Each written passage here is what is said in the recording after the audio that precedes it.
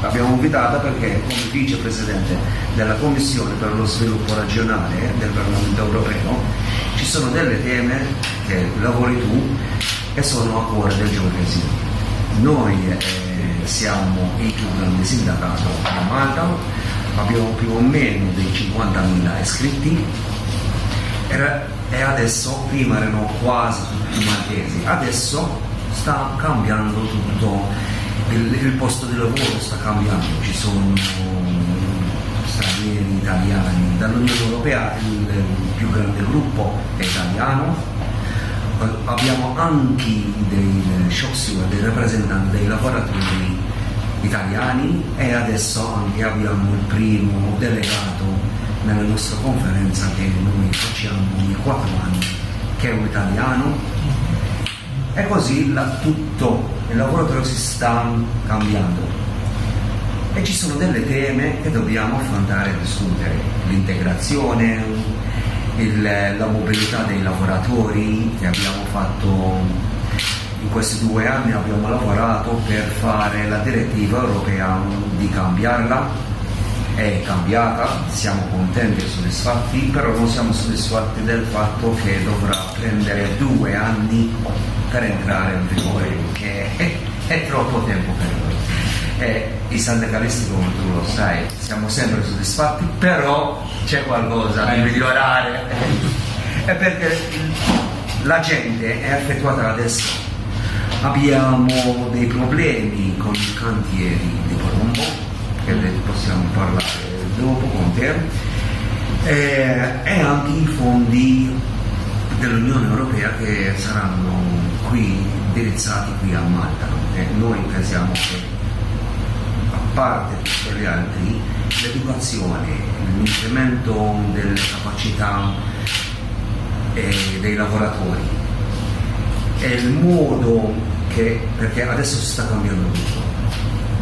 Prima c'erano soltanto servizi finanziari, adesso ci sono molte altre aziende che offrono servizi, il blockchain che sta difendendo, la marijuana per il medicinale, e pensiamo che questi posti dobbiamo fare dell'attenzione, delle scuole, dei training per tutti i lavoratori maltesi e stranieri, così queste vacanze possono riempire. Citato Napoli in modo particolare, sto lavorando su 2 importanti dossier. Uno è la riforma della politica di coesione, quindi dei cosiddetti fondi strutturali. Noi siamo in una fase in cui stiamo discutendo il nuovo bilancio comunitario, dovremmo chiudere entro la primavera del 2019 se ci riusciamo, e accompagnare il nuovo bilancio anche con nuovi regolamenti, e questo è fondamentale per la politica di coesione. Dalla politica di coesione tiriamo fuori tutta una serie di strumenti, a cominciare dal Fondo Sociale Europeo, che è punto fondamentale anche per consentire il training, la formazione di cui tu parlavi. L'altro dossier che sto seguendo, e ne ho discusso stamattina con il Ministro delle Infrastrutture, è quello di lavorare per costruire una macro regione mediterranea nell'area occidentale, che coinvolga Italia, Francia, Spagna e Malta, in rapporto con i paesi della sponda sud del Mediterraneo, e quindi con Marocco, Algeria, Tunisia, con il grande tema della Libia che abbiamo. Sul tema delle infrastrutture, quindi dei porti in particolare, e partendo dal tema dei porti, vogliamo porre il tema, anche di come riorganizziamo